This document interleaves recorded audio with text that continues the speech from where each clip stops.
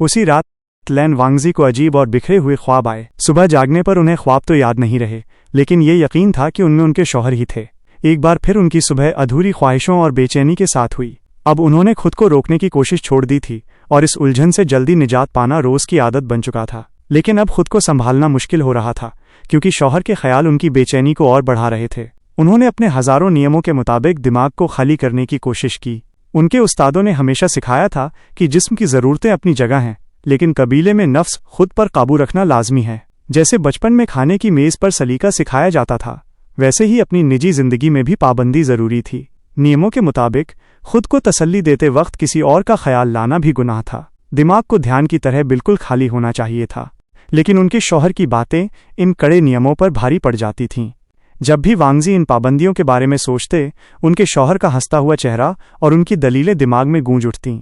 खुद को छूते वक्त अपनों का ख्याल न लाना बेतुकी बात है। माना कि गलत बर्ताव मना है, लेकिन अपने ही शौहर के बारे में सोचना गलत कैसे हो सकता है? ये तो शादीशुदा जिंदगी का एक बेहद कुदरती हिस्सा है। वांगजी जब भी नियमों को दोहराने की कोशिश करते, उनका ध्यान भटक जाता। वो शौहर की शरारती मुस्कान और उनके लहजे को साफ महसूस कर सकते थे, जो इन पुरानी रीतियों की हर दलील को आसानी से गलत साबित कर देते। हालांकि ये बहस सिर्फ वांगजी के दिमाग में चल रही थी, फिर भी उनके पास इसका कोई जवाब नहीं था। अपने ही शौहर का ख्याल आना कोई गुनाह नहीं लग रहा था, लेकिन फिर भी वांगजी के दिल में एक अजीब सी हिचकिचाहट और कशमकश बनी रहती। आखिरकार हर सुबह की तरह वो इस दिमागी जंग को हार गए। उन्होंने अपने शौहर की अलग अलग तस्वीरें सोचीं, कभी वो खेल में खोए हुए, कभी शरारत करते हुए, तो कभी चुपचाप उनका हाथ थामे हुए। इन ख्यालों के साथ वांगजी ने खुद को तसल्ली दी। इसके बाद उन्होंने संजीदगी से खुद को संभाला और दिन की तैयारी की। बत्तखों की कढ़ाई वाले स्लेटी लिबास पहने, बालों को सलीके से संवारा, लोटस पिन और माथे की पट्टी रिबन को बांधा। आईने में खुद को देखने की ये नई आदत उन्हें शादी के बाद ही लगी थी। खुद से मुतमईन होने के बाद वो अपने रोज के कामों में लग गए। बच्चों के नए कपड़ों का नाप लिया जा चुका था। सिलने वाली महिलाओं, वेन परिवार ने बताया कि सिल्क के कपड़ों में वक्त लगेगा और शायद नए साल तक तैयार हो पाएंगे। वांगजी ने उनसे तसल्ली से काम करने को कहा। काम खत्म होते होते आसमान में काले बादल घिर आए। उन्होंने बच्चों को अंदर भेजकर ध्यान लगाने को कहा और खुद रसोई की तरफ चले गए। वहां दादी की मदद से उन्होंने तीतर का गोश्त तैयार किया। जब खाना तैयार हो गया तो उन्होंने शौहर के लिए थाली सजाई। दादी ने सिर हिलाते हुए कहा, उन्होंने आज सुबह से कुछ नहीं मंगवाया। वो अक्सर खाना खाना भूल जाते हैं। ये सुनकर वांगजी फिक्रमंद हो गए। जब वो पहली बार इस जगह बुरियल माउंट्स आए थे, तब उन्हें बताया गया था कि उनके शौहर के खाने का कोई तय वक्त नहीं रहता। वांगजी को अकेले खाने की आदत डालनी पड़ी थी, मगर पिछले कुछ हफ्तों से वो अक्सर वांगजी के साथ खाने आ जाते थे, जिससे वांगजी को बेहद खुशी होती थी। लेकिन उनका यूं अकेले में खाना छोड़ देना वांगजी को परेशान कर देता था। वो जानते थे कि उनकी साधना और ताकत ची ऐसी है कि उन्हें भूख प्यास का एहसास नहीं होता। फिर भी वांगजी को उनका भूखा रहना पसंद नहीं था। वो खाने की थाली लेकर उस रास्ते पर चल पड़े जो उनके शौहर ने बताया था। रास्ता पहाड़ियों की तरफ जाता था, जहां सर्दियों की वजह से पेड़ पौधे सूख चुके थे और पैरों के नीचे सूखी घास चरमरा रही थी। आसमान में घने बादल देखकर लग रहा था कि जल्द ही बर्फबारी होगी, जिसका बच्चे बेसब्री से इंतजार कर रहे थे। रास्ते पर बढ़ते हुए वांगजी को आसपास की अजीब और भारी ऊर्जा का एहसास हुआ, जो वक्त के साथ और गहरी होती जा रही थी। हालांकि अब वो इस माहौल के आदी हो चुके थे, इसलिए बिना डरे वो अपनी मंजिल की तरफ बढ़ते रहे। वो अजीब ऊर्जा हमेशा आसपास ही रहती थी, लेकिन उसने कभी उन्हें कोई नुकसान नहीं पहुंचाया। वो पूरी तरह से शौहर के काबू में थी और उसने आज तक बुरियल माउंट्स में रहने वाले किसी भी शख्स को चोट नहीं पहुंचाई थी। वक्त के साथ वांगजी को इसकी आदत सी हो गई थी और वो इस पर ज्यादा ध्यान नहीं देते थे। यहाँ तक कि घूमती हुई लाशें भी अब उनके लिए रोजमर्रा की चीजों जैसी आम हो चुकी थीं। लेकिन जैसे जैसे वो रास्ते पर आगे बढ़े, उनकी त्वचा में अजीब सी खुजली होने लगी। ऐसा लगा जैसे सायों में से कोई फुसफुसा रहा हो। वांगजी ने अपनी रफ्तार धीमी नहीं की और इधर उधर देखने की चाह को दबाकर सीधे चलते रहे, मगर रास्ते पर आगे बढ़ते ही वो फुसफुसाहट एक तेज धड़कन में बदल गई और देखते ही देखते वो लहरों की तरह उन पर हावी होने लगी।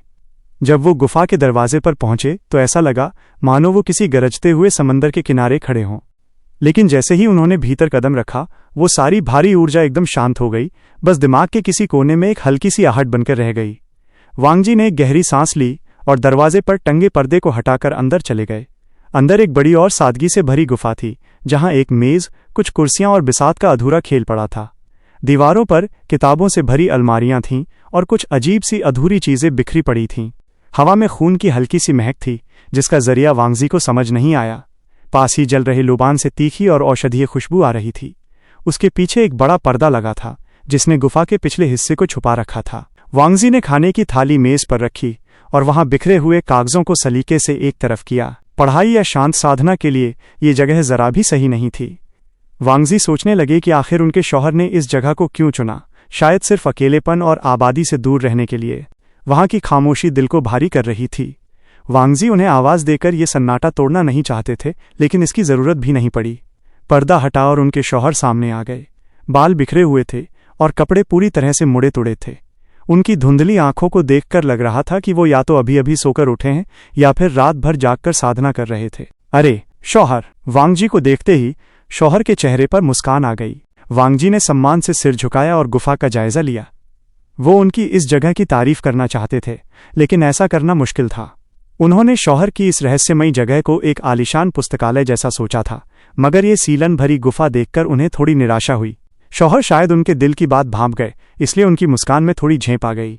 उन्होंने हाथ हिलाते हुए कहा, मैं जानता हूं ये जगह देखने में अच्छी नहीं है, लेकिन वो भारी ऊर्जा यहाँ सबसे तेज होती है, इसलिए काम करने के लिए ये सबसे बेहतरीन जगह है। वांगजी ने समझदारी से सिर हिलाया। वो खुद महसूस कर सकते थे कि बाहर जो ऊर्जा एक उफनती हुई नदी की तरह बांध को तोड़ना चाहती थी, वो इस गुफा के भीतर आते ही पूरी तरह काबू में थी। वांगजी समझ गए कि ये उनके शौहर का ही कमाल था, जिन्होंने इस बेकाबू ताकत को साधकर अपनी अनोखी साधना का जरिया बना लिया था। क्या तुम अभी जागे हो? वांगजी ने नरमी से पूछा।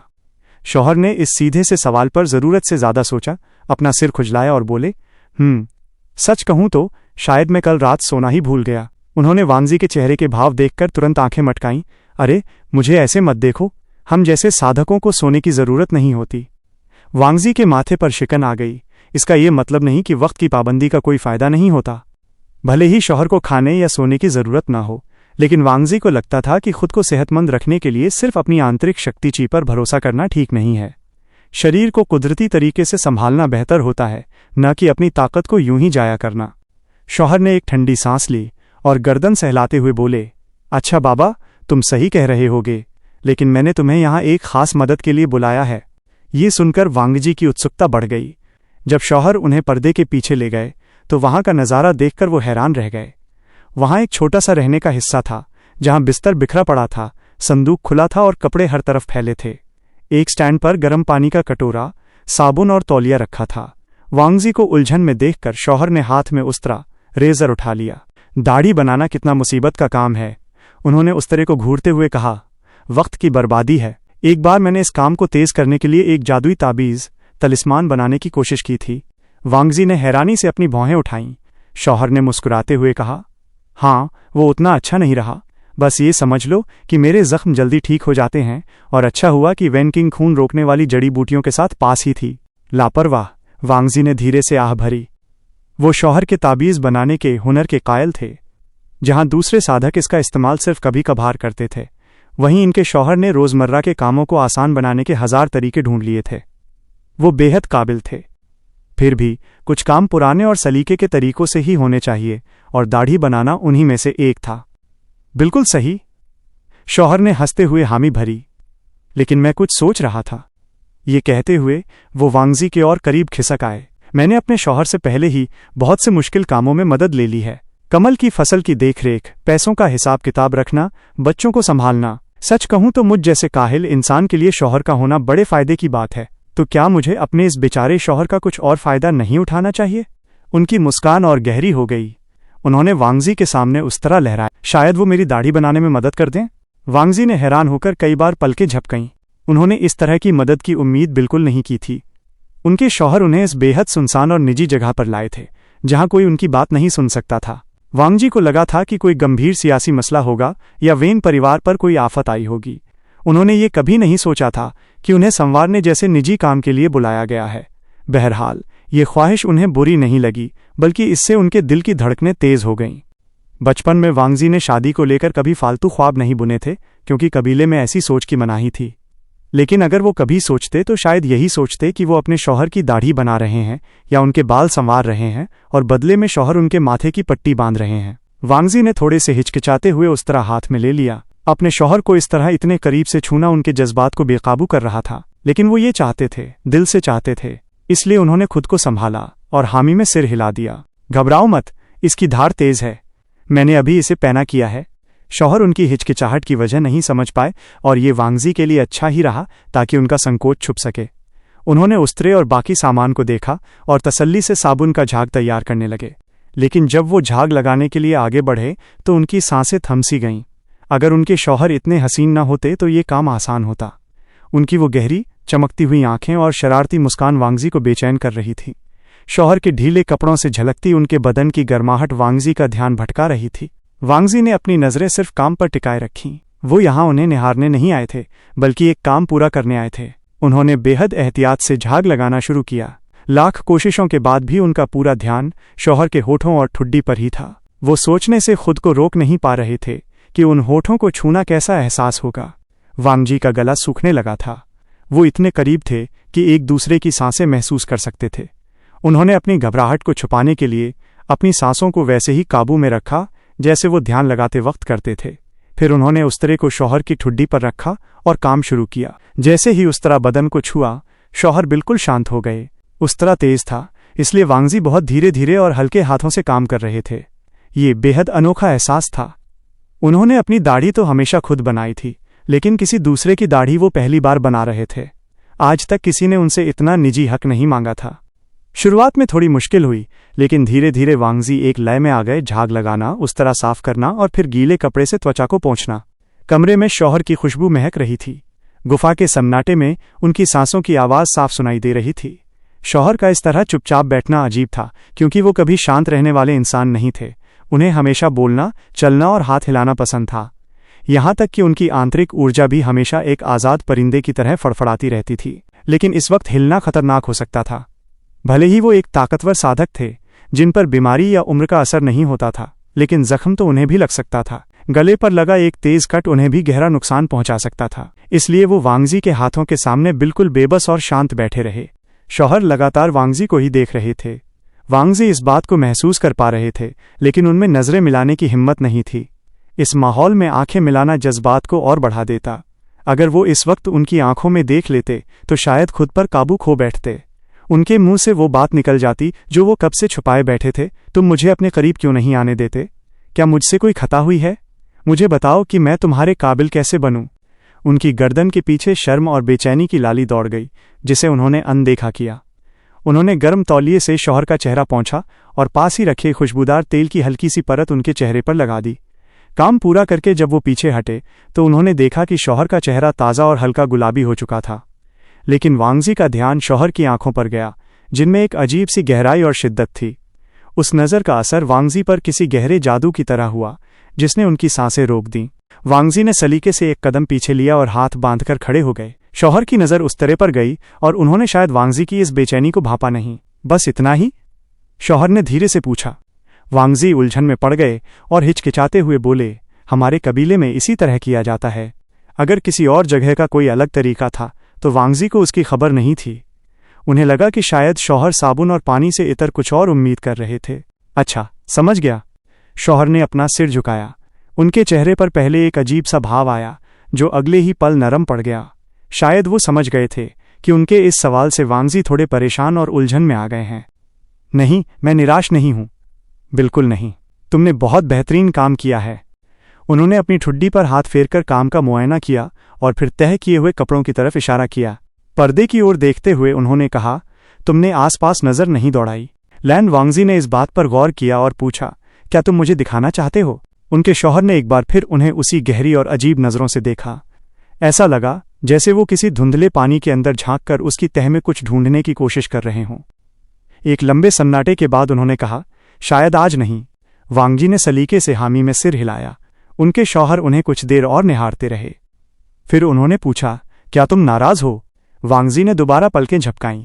शौहर ने गीले तौलिए को एक तरफ फेंकते हुए कहा, हमारी शादी को कई महीने हो चुके हैं और मैंने तुम्हें कभी यहाँ आने के लिए नहीं कहा। और आज जब तुम आए तो मैंने तुम्हें अपनी ये जगह दिखाई तक नहीं। अगर तुम मुझसे चिढ़ जाओ तो मुझे अचंभा नहीं होगा। मैं नाराज नहीं हूं, वांगजी ने ठहर कर कहा। तुम्हें अपनी प्राइवेसी, निजी जिंदगी का पूरा हक है। शौहर के मुंह से एक हल्की सी आवाज निकली, जिसने वांगजी के दिल में अजीब सी बेचैनी पैदा कर दी। इससे पहले कि वो खुद को रोक पाते, उनके होठों से एक सवाल फिसल गया, क्या तुम मुझसे नाराज हो? उनके शौहर ने उस ट्रे को एक डिब्बे में रख दिया था और तेल की शीशी को एक तरफ हटा रहे थे। लेकिन ये सवाल सुनते ही उनके हाथ वहीं थम गए। वह कुछ पलों के लिए बिल्कुल शांत खड़े रहे। बिल्कुल नहीं। उनके लहजे से लग रहा था कि वो सच कह रहे हैं, लेकिन उनकी आवाज में एक खिंचाव था जो वांगजी को पसंद नहीं आया। धीरे धीरे वो वांगजी की तरफ घूमे। उनकी भौहों के बीच एक शिकन थी और वो वांगजी को सिर से पैर तक गौर से देख रहे थे। उन्होंने बहुत धीमी आवाज में कहा, जब मैंने तुम्हें पहली बार उस खेमे टेंट में देखा था तुम मेरी उम्मीदों से बिल्कुल अलग निकले। तुम्हें क्या उम्मीद थी? ये सवाल भी वांगजी के मुंह से बिना सोचे समझे निकल गया। शौहर की भौहें तन गईं और उनके चेहरे पर मुस्कान लौट आईं। वो हाथ हिलाते हुए वांगजी के करीब आए और बोले, अरे बाबा, क्या तुम सच में ये जानना चाहते हो? मुझे डर है कि वो ख्याल तुम्हारे लिए बहुत तारीफ भरा नहीं था। वांगजी ने एक हल्की सांस छोड़ी। कुछ हफ्ते पहले शायद ये बात उन्हें बुरी लग जाती, लेकिन अब वो अपने शौहर के मिजाज से वाकिफ हो चुके थे। उन्हें शौहर की इस साफगोई से कोई परहेज नहीं था, इसलिए उन्होंने भी उतनी ही साफगोई से जवाब दिया, तुम्हें लेकर मेरा पहला ख्याल भी कुछ ऐसा ही था। यह सुनकर शौहर खिलखिलाकर हंस पड़े। उनकी आवाज में एक तीखापन था, लेकिन आंखों में शरारत। उनके चेहरे का तनाव अब थोड़ा कम हो गया था। अच्छा, सच में? चलो, मैं तुम्हें एक राज की बात बताता हूं। वो थोड़ा करीब झुककर बोले, मैं जानबूझकर चिढ़ाने वाली हरकतें कर रहा था। मैं उन बड़े कबीलों के सरदारों को उकसाना चाहता था ताकि वो मुझसे नाराज हो जाएं। ये एक अजीब बात थी। वांगजी उनके एक एक लफ्ज को समझने की कोशिश करने लगे। वो जानबूझकर उन कबीले के सरदारों को गुस्सा दिलाना चाहते थे। एक साधक के लिए ऐसा करना बेहद अजीब था, लेकिन उनके शौहर खुद भी तो एक अनोखे साधक थे। क्यों? शौहर ने अपने नए साफ किए हुए चेहरे पर हाथ फेरा। फिर वो वांगजी को उस बिखरे हुए बिस्तर की तरफ ले गए और खुद उसके किनारे बैठ गए। उन्होंने पास की खाली जगह पर हाथ मारकर वांगजी को बैठने का इशारा किया। वांगजी की धड़कनें तेज हो गईं, लेकिन वो चुपचाप उनके पास बैठ गए। क्यों ना हम इसे एक खेल की तरह खेलें? मैं तुम्हें अपने पहले ख्याल के बारे में बताऊंगा और तुम मुझे अपने ख्याल के बारे में बताना। फिर देखना कि तुम्हें तुम्हारे सवाल का जवाब मिलता है या नहीं। वांगजी ने इस पर थोड़ा सोचा और हामी भर दी। तो सुनो। शौहर ने पीछे की तरफ झुकते हुए छत की ओर देखा। मुझे पूरा यकीन है कि तुम मेरा पहला ख्याल आसानी से भांप सकते हो। उन्होंने वांगजी की तरफ एक शरारती नजर डाली, लेकिन वांगजी ने ना में सिर हिला दिया। शौहर ने कहा था कि उनका पहला ख्याल बहुत तारीफ भरा नहीं था और वांगजी समझ नहीं पा रहे थे कि इसका क्या मतलब है। हाँ, उनमें कुछ कमियां थीं। वो लोगों से घुलने मिलने में अच्छे नहीं थे और न ही पहली मुलाकात में किसी पर अच्छा असर छोड़ पाते थे। लेकिन पहली मुलाकात में उन्होंने शौहर से कोई बात भी नहीं की थी, फिर भला उन पर क्या बुरा असर पड़ा होगा? शौहर ने हल्के से हंसते हुए कहा, तुम अंदाजा भी नहीं लगा सकते।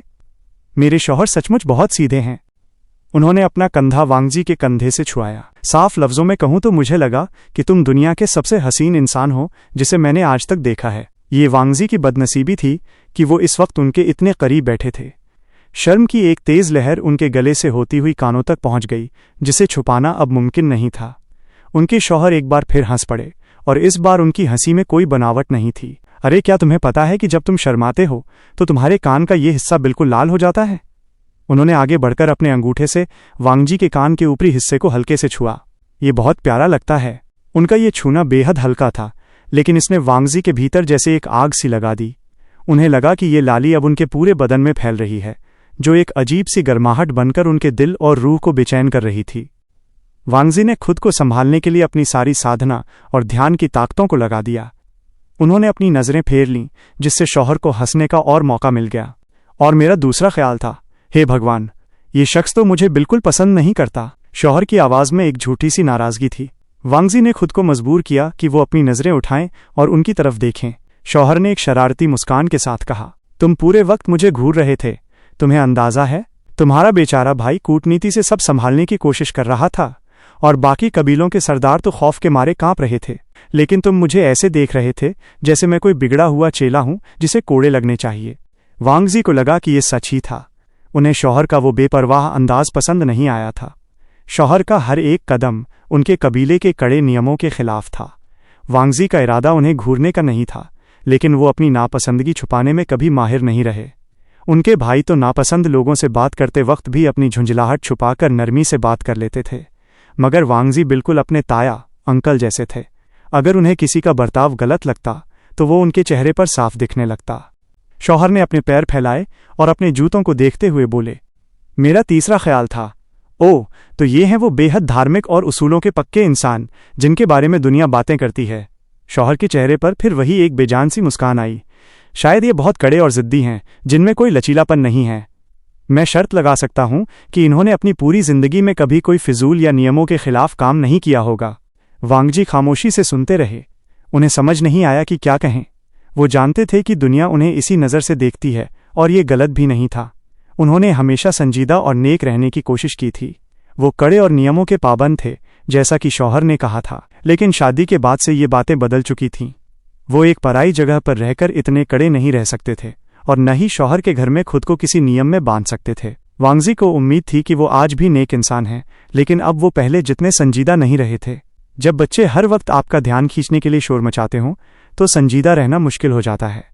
वहां वेन परिवार के लोग खुलकर हंसते मजाक करते थे, जैसा उनके कबीले में कभी नहीं होता था।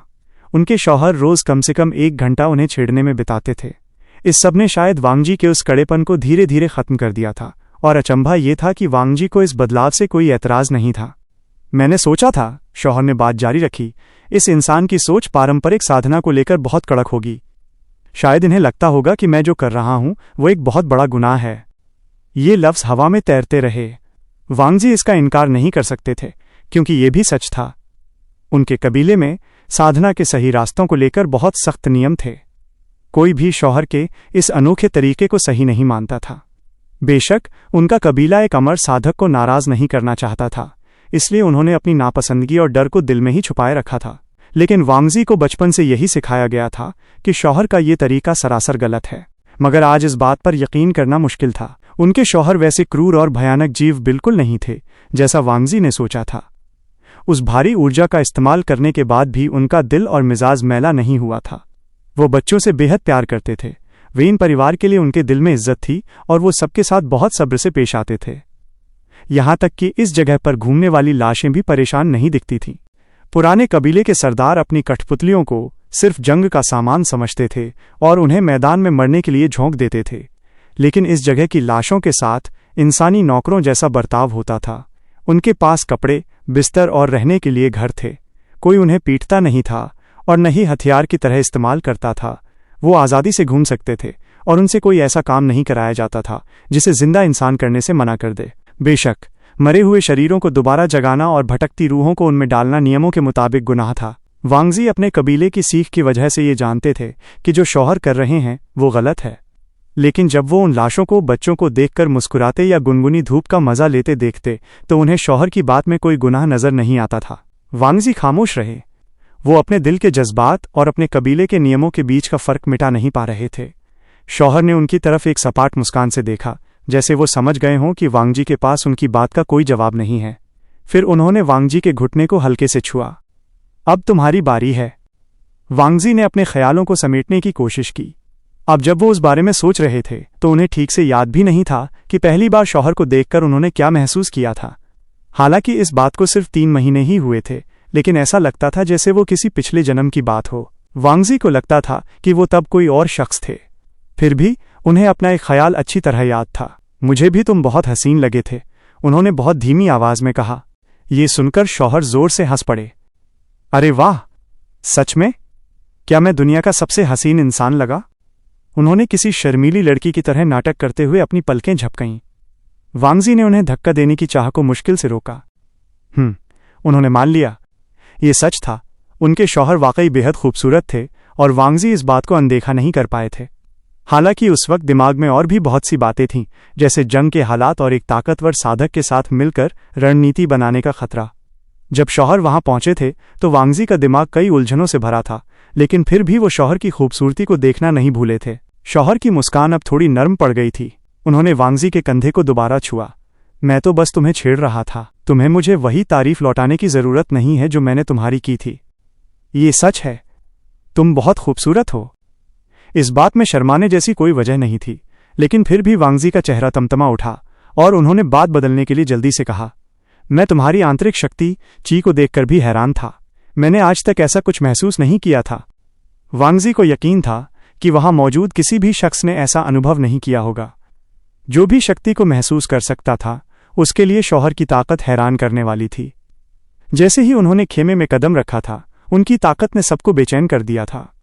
ये जानना एक बात थी कि वो अमर हैं, लेकिन उस ताकत को खुद महसूस करना बिल्कुल अलग था। और फिर मुझे लगा कि तुम बहुत बदतमीज हो। उन्होंने बात का असर कम करने के लिए अपना सिर सलीके से झुकाया। तुम्हारा बैठने का तरीका सही नहीं था। तुम सीधे नहीं बैठ रहे थे और तुम दोपहर के वक्त शराब पी रहे थे। तौबा तौबा, शौहर मुस्कुराए। वाकई बहुत शर्मनाक बर्ताव था। वांगजी अगले लफ्ज बोलने से पहले थोड़ा हिचकिचाए। वो बातें कूटनीति के लिहाज से सही नहीं थीं, लेकिन फिर भी उन्हें कहना जरूरी था। मुझे लगा था ये शख्स जानता है कि हम सब इसके रहमो करम पर हैं और इसे इस बात का मजा आ रहा है। उनकी आवाज़ और धीमी हो गई। मुझे लगा कि तुम हमारा मजाक उड़ाना चाहते हो और इस बात से मुझे बहुत गुस्सा आया था। मुझे ये भी पसंद नहीं आया कि तुम अपनी मदद के बदले हमसे कीमत वसूलना चाहते थे। उनके शौहर ने तुरंत कोई जवाब नहीं दिया। वांगजी ने उनके चेहरे को पढ़ने की कोशिश की, लेकिन वहां के भाव समझ पाना नामुमकिन था। यानी तुम्हें लगा कि एक नेक और दरियादिल अमर साधक होने के नाते मुझे मुफ्त में मदद करनी चाहिए थी। शौहर ने अपने हाथ ऐसे फैलाए जैसे कुछ दान कर रहे हों। वांगजी ने धीरे से सिर हिलाया।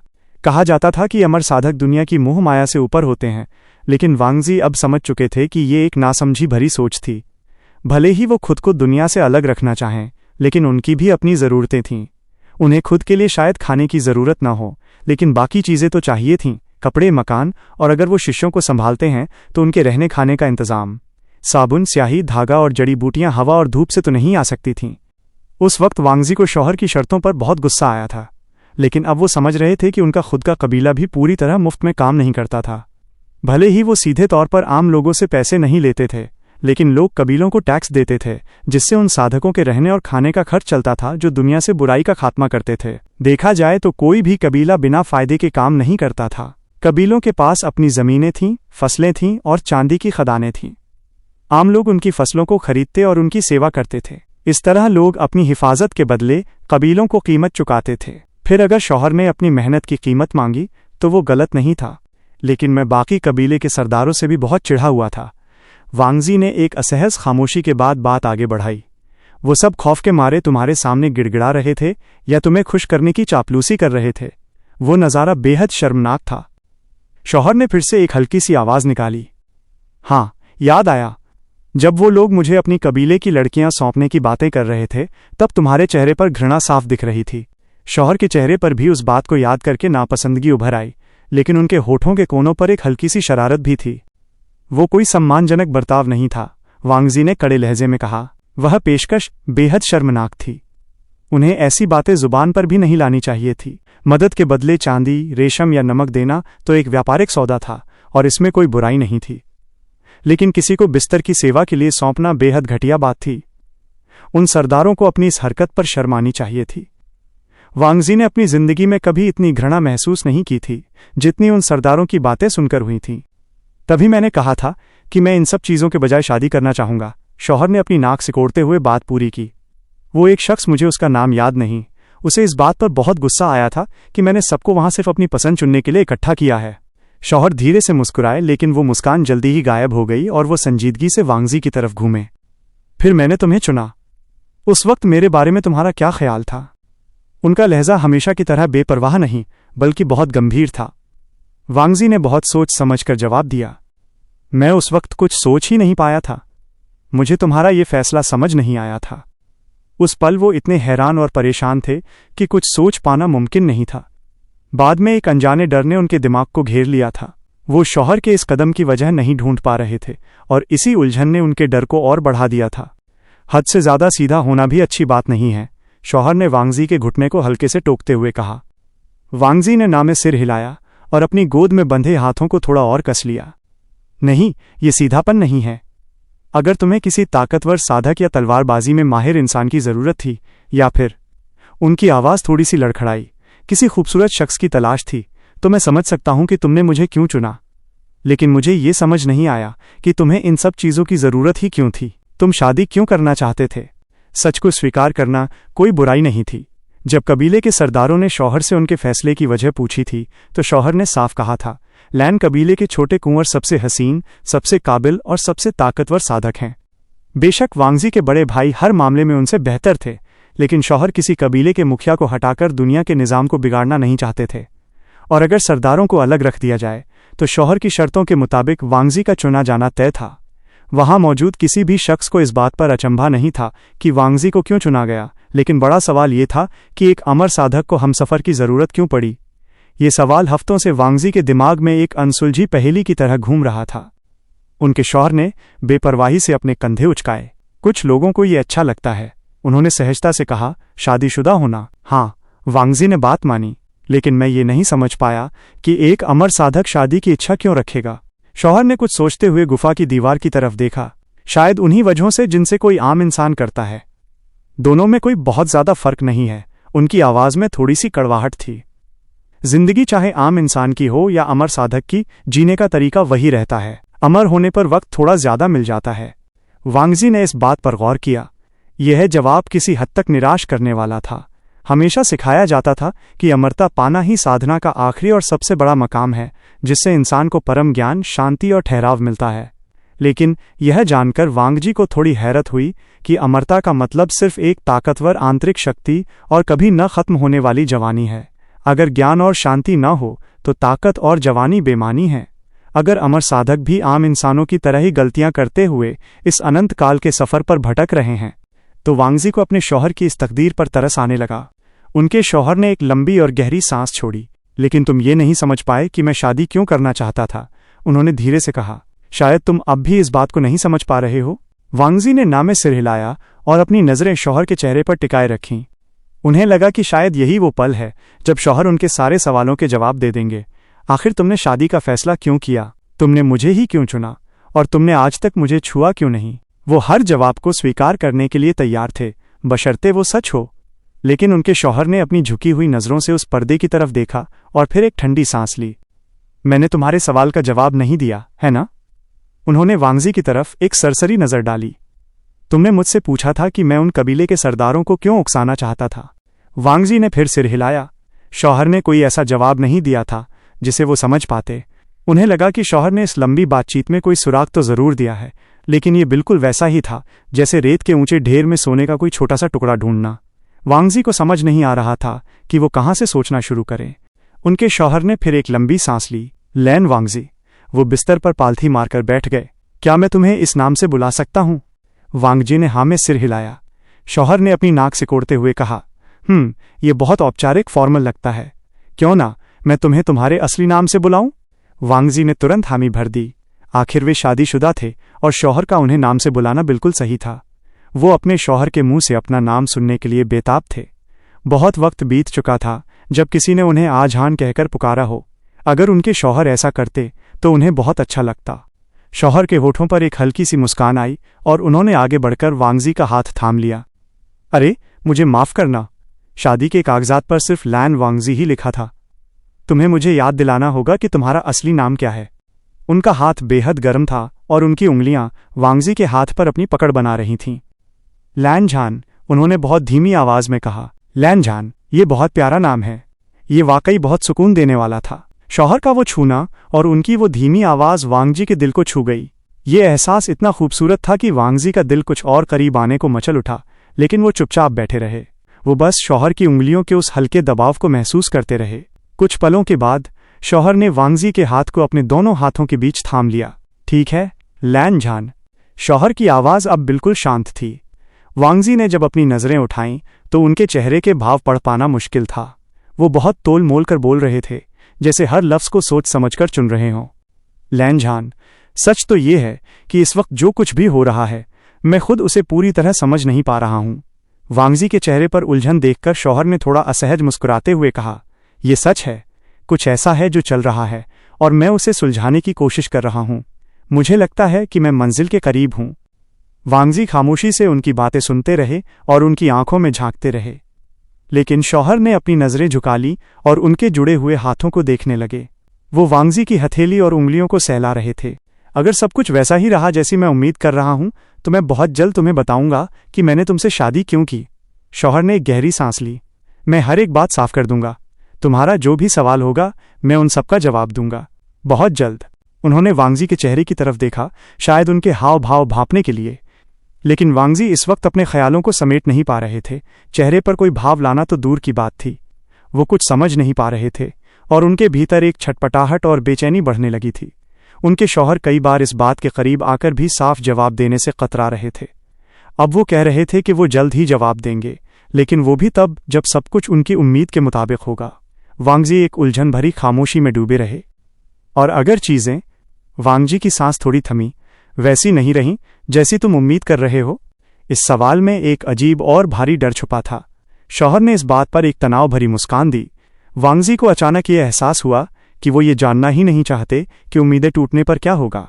उस हालत में शौहर ने बेहद मध्यम आवाज में कहा, मुझे नहीं लगता कि उन जवाबों का कोई मतलब रह जाएगा, और न ही तुम्हारे पास कोई ऐसा सवाल बचेगा जिसका जवाब तुम्हें मुझसे चाहिए हो। उस पल गुफा के भीतर की वो भारी ऊर्जा एक पल के लिए तेज हुई, जैसे कोई बेकाबू घोड़ा अपनी लगाम खींच रहा हो। लेकिन वो ऊर्जा बाहर नहीं निकली और हमेशा की तरह उसने वांगजी को कोई नुकसान नहीं पहुंचाया। वांगजी के माथे पर शिकन आ गई थी जिसे वो छुपा नहीं पा रहे थे।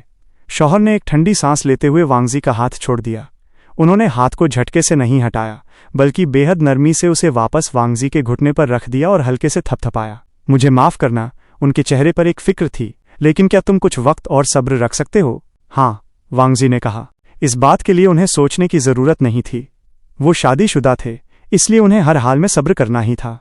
उनके शौहर का बर्ताव चाहे जैसा भी हो, वांगजी को उसे अपनाना ही था। ये बात वो अपने कबीले से निकलते वक्त ही जान चुके थे।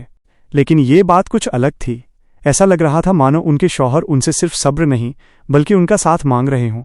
उन्होंने वांगजी की फिक्र को खारिज नहीं किया था और न ही उनके सवालों को अनदेखा किया था।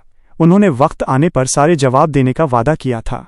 और फिर उन्होंने बहुत नरमी और सादगी से माफ़ी मांगते हुए पूछा था कि क्या वांगजी कुछ वक्त और संभाल सकते हैं। वांगजी को लगा कि वो ऐसा कर सकते हैं। वो अपने शौहर के लिए कुछ भी बर्दाश्त कर सकते थे। अगर उनके शौहर को उनकी मदद की ज़रूरत थी तो वो हर मुश्किल और हर उलझन का सामना हंसते हुए करने को तैयार थे। हालांकि वो चाहते थे कि वो खुद आगे बढ़कर शौहर की इस परेशानी को दूर कर सकें, लेकिन अगर इस वक्त सिर्फ सब्र रखना ही सबसे बड़ी मदद थी तो वो इसके लिए पूरी तरह तैयार थे। शौहर ने कुछ देर खामोशी से उन्हें देखा और फिर मुस्कुरा दिए, लेकिन इस बार उनकी आंखों में एक अजीब सी उदासी थी। तुम बहुत अच्छे शौहर हो, उन्होंने कहा। मुझे इसकी बिल्कुल उम्मीद नहीं थी। मुझे भी इस बात की उम्मीद नहीं थी, वांगजी ने साफगोई से मान लिया। शौहर पहले थोड़ा चौंके, फिर जोर से हंस पड़े। तुम्हें इस बात की उम्मीद नहीं थी कि तुम इतने अच्छे शौहर निकलोगे? उन्होंने अपना एक पैर ऊपर खींचकर उस पर कोहनी टिकाई। या तुम्हें ये उम्मीद नहीं थी कि मैं एक अच्छा शौहर साबित होऊंगा? वांगजी के माथे पर हल्की सी शिकन आई। दोनों ही बातें, उन्होंने कहा। उन्होंने कभी ये सोचने की हिम्मत नहीं की थी कि अमर साधक इतने भले शौहर निकलेंगे, और ये उनके लिए एक सुखद एहसास था। दूसरी तरफ वांगजी को खुद पर भी पूरा भरोसा नहीं था कि वो एक अच्छे हमसफर बन पाएंगे या नहीं। बेशक वो अपने फर्जों को बखूबी जानते थे और इस शादी को निभाने के लिए अपनी तरफ से पूरी कोशिश करने को तैयार थे। आखिर इस रिश्ते ने एक बड़ी जंग को जो रोका था। वफादार, मेहनती और उसूलों का पक्का रहना उनकी जिम्मेदारी थी। लेकिन क्या वो किसी को खुश रख सकते थे? वांगजी को अंदाजा नहीं था कि क्या वो अपने शौहर के चेहरे पर मुस्कान ला पाएंगे या मुश्किल वक्त में उन्हें सुकून दे पाएंगे। इसलिए इस वक्त शौहर को मुस्कुराते देखना और उनके मुंह से ये सुनना कि वो बहुत अच्छे शौहर हैं, वांगजी के दिल को असीम तसल्ली दे गया। शौहर के चेहरे की मुस्कान और गहरी हो गई। अरे तुम सचमुच बहुत प्यारे हो, उन्होंने ये बात बेहद सहजता से कही, इस बात से बेपरवाह कि वांगजी के कान शर्म से लाल हो चुके थे। फिर उन्होंने आगे बढ़कर वांगजी के हाथ पर अपना हाथ रख दिया। चलो, अगर हम दोनों एक दूसरे के लिए अच्छे शौहर बन सकें तो मुझे बहुत खुशी होगी। क्या ख्याल है? हाँ, वांगजी ने बहुत धीमी आवाज में कहा। मुझे भी बहुत खुशी होगी। इससे बढ़कर उनके लिए कोई और खुशी नहीं हो सकती थी। वो अपनी बची हुई जिंदगी इसी एक मकसद के लिए जीना चाहते थे, इस इंसान को खुश रखना और बदले में उनके दिल की गर्माहट को महसूस करना। यकीनन उनके रिश्ते की शुरुआत अच्छी रही थी। वो एक दूसरे का साथ दे रहे थे, बातें साझा कर रहे थे और शामें साथ बिता रहे थे। शौहर ने खुद वादा किया था कि वो वक्त आने पर दिल की हर बात बताएंगे, और वांगजी सब्र रख सकते थे। एक अच्छा हमसफर कभी खुदगर्ज होकर ऐसी मांग नहीं करता जिसके लिए सामने वाला तैयार न हो। वह सब्र से उस पल का इंतजार कर सकता था। शौहर ने एक हल्की सांस ली और उनका हाथ छोड़ दिया। मैंने तुम्हें बहुत देर रोक कर रखा। उन्होंने अपने पैर नीचे टिकाए और अंगड़ाई लेते हुए सीधे खड़े हो गए। तुम्हें मेरी इन बातों का ज्यादा फायदा नहीं उठाने देना चाहिए। अगली बार जब मैं कोई काम कहूं तो उसी खेमे वाले अंदाज में मुझे घूरना और कहना, शौहर, तुम्हारी हिम्मत कैसे हुई मुझे अपना गुलाम समझने की? खुद इतने काहिल मत बनो, अपना काम खुद करो। उन्होंने किसी झगड़ालू इंसान की तरह नकली नाराजगी का नाटक किया, लेकिन उनकी आंखों में शरारत साफ चमक रही थी। एक अच्छे शौहर का जवाब ऐसा नहीं होता, वांगजी ने बड़ी संजीदगी से उन्हें याद दिलाया। ये सुनते ही शौहर का वो नाटक धरा का धरा रह गया और वो खुलकर हंस पड़े। अच्छा बाबा, इतने भी सीधे मत बनो, उन्होंने हंसते हुए कहा। अगर चाहो तो कभी कभी मुझ पर रौब झाड़ सकते हो, मैं भी तुम्हें थोड़ा तंग करूंगा। कभी कभार ऐसा होना चाहिए, इससे जिंदगी में मजा बना रहता है। वांगजी उनकी इस धमकी से बिल्कुल नहीं डरे। शौहर के चेहरे पर वही शरारती भाव था जो बाजार में जुआ खेलने के लिए उकसाते वक्त होता था। उनके लिए रौब झाड़ने का मतलब सिर्फ मीठी शरारत था और वांगजी को इससे कोई एतराज नहीं था। सचमुच इस नोक-झोंक से जिंदगी खुशनुमा हो जाती थी। बहुत अच्छा, उन्होंने संजीदगी से सिर हिलाया। अगर तुम्हारी यही ख्वाहिश है तो। तभी उन्हें एक बात याद आई और वो उठकर खड़े हो गए। मैं तुम्हारे लिए खाना लाया हूं। पर्दे के पीछे से शौहर के हंसने की आवाज आई। अरे, तुम रौब झाड़ने के मामले में बिल्कुल फिसड्डी हो। खैर, कोई बात नहीं, मेरे शौहर बाकी हर काम में इतने माहिर हैं कि उनकी एक दो कमियों के बारे में जानकर अच्छा लगा। वांगजी के कान एक बार फिर शर्म से लाल हो गए, जो शायद पूरे वक्त ऐसे ही थे। उन्होंने उस तरफ ध्यान नहीं दिया और रसोई से लाई थाली उठाकर बिस्तर के पास ले आए। तब तक शौहर भी अपनी शरारत छोड़ चुके थे। उन्होंने खुशी खुशी थाली थामी और उसे अपनी गोद में रख लिया। वैसे मुझे भूख भी लगी थी, तो ये बहुत अच्छा हुआ, उन्होंने अपनी हथेलियां आपस में रगड़ते हुए कहा। चलो, अब मुझे खाना दो। मुझ पर रौब झाड़ने का काम कल से शुरू करना। वांगजी ने बर्तनों से ढक्कन हटाए।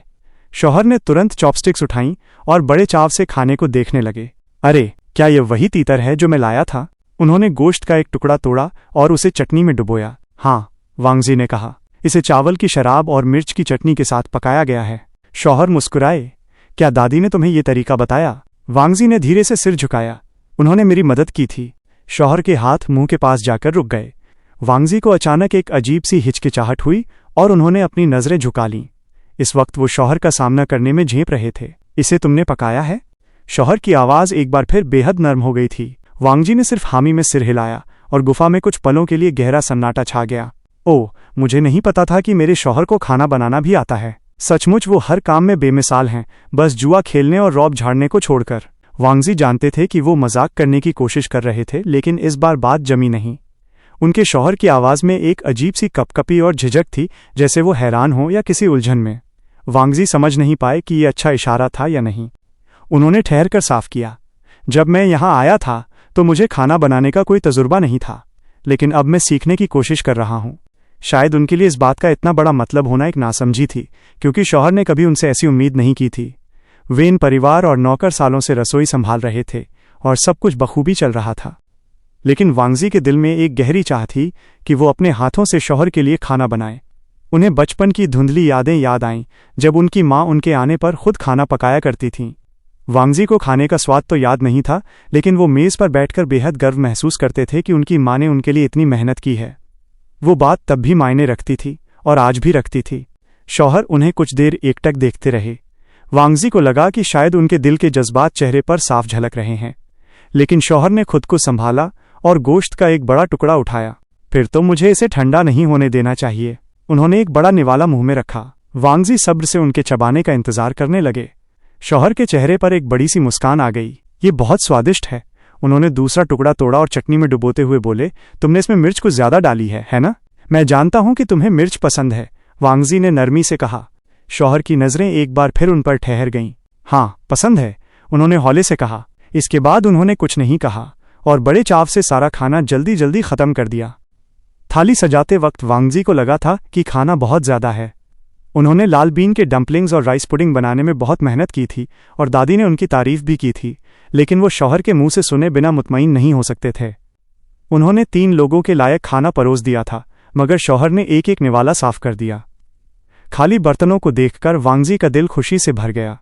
अब जब मुझे पता चल गया है कि तुम इतना उम्दा खाना बनाते हो, तो मैं ये जानने के लिए बेताब हूं कि अगली बार क्या पकाओगे, शौहर ने मुस्कुराकर कहा, जिससे वांगजी का दिल एक बार फिर जोर से धड़क उठा। तुम्हें क्या पसंद है? उन्होंने पूछा। वो उनके लिए कुछ भी बनाने को तैयार थे। शौहर ने कुछ सोचते हुए कहा, यूनमेंग में लोटस पियर के पास एक सूप मिलता है, लोटस रूट और पोक रिब्स, कमल ककड़ी और गोश्त का सूप। मैंने सफर के दौरान उसे चखा था, लेकिन इस इलाके में कोई उसे नहीं बनाता। शायद हम कमल की झीलों से बहुत दूर हैं और वो ताज़ा ही अच्छा लगता है। तहखाने में कुछ कमल ककड़ी रखी है, वांगजी ने तुरंत कहा। मैं उसका तरीका ढूंढकर उसे बनाना सीख लूंगा। हालांकि उन्हें नहीं पता था कि उसकी रेसिपी कहाँ मिलेगी, लेकिन शौहर की चमकती आंखें देखकर यह फिक्र छोटी लगने लगी। शायद वेन परिवार में कोई जानता हो, या फिर वो अपने भाई को खत लिखकर पूछ सकते थे। उनके अपने कबीले में गोश्त मना था, इसलिए वहां यह तरीका मिलना मुमकिन नहीं था, लेकिन उनके भाई अक्सर दूसरे कबीलों के सरदारों से मिलते रहते थे। तभी वांगजी को हवा में खून की एक हल्की सी महक महसूस हुई। गुफा में आते ही उन्होंने इसे थोड़ा महसूस किया था, लेकिन तब गोश्त और साबुन की खुशबू ने इसे छुपा दिया था। अब खाना खत्म होते ही वो महक तेज हो गई थी। वो किसी जख्म या जंग के मैदान जैसी थी। क्या तुम्हें कोई चोट लगी है? उन्होंने लहजे को संभालते हुए पूछा। ये पूछने का कोई सलीका नहीं था कि तुम्हारी पढ़ाई की जगह से खून की महक क्यों आ रही है। वांगजी को डर था कि शायद जवाब उन्हें परेशान कर दे। शौहर पहले उलझन में दिखे, फिर सब समझ गए। ओह नहीं, क्या तुम इसे सूंघ सकते हो? वांगजी ने हाँ में सिर हिलाया। शौहर ने थाली एक तरफ रखी और बोले, आओ मैं तुम्हें दिखाता हूं। वो वांगजी को गुफा के एक तंग और आखिरी हिस्से की तरफ ले गए जो पर्दे के पीछे छुपा हुआ था। शौहर ने ओट हटाई और अंदर चले गए। वांगजी भी थोड़े संकोच के साथ उनके पीछे हो लिए। जैसे जैसे वो आगे बढ़े, खून की महक और भारी होती गई। शौहर उन्हें एक छोटी सी ढलान पर ले गए, जिसके किनारे एक कुंड बना था। पहले तो वांगजी को लगा कि वो गुफा के भीतर जमा हुआ बारिश का पानी होगा, लेकिन जब शौहर के इशारे पर उन्होंने करीब जाकर देखा तो दंग रह गए। उस कुंड का पानी गहरे लाल रंग का था। वो साफ खून नहीं था। वांगजी ने जंग में इतना खून बहते देखा था कि वो फर्क समझ सकते थे। वो था तो बारिश का पानी ही, लेकिन उसमें कुछ मिला हुआ था। उस कुंड के किनारे की भारी ऊर्जा इतनी तेज थी कि बदन में सिहरन पैदा कर दे। यहां बहुत ज्यादा नकारात्मक ऊर्जा जमी हुई है, शौहर ने पैर से जमीन को कुरेदते हुए कहा। किसी जमाने में यहां लोग मरे थे और उनकी भटकती रूहें यहीं रह गईं। वांगजी खामोशी से ये सब सुनते रहे।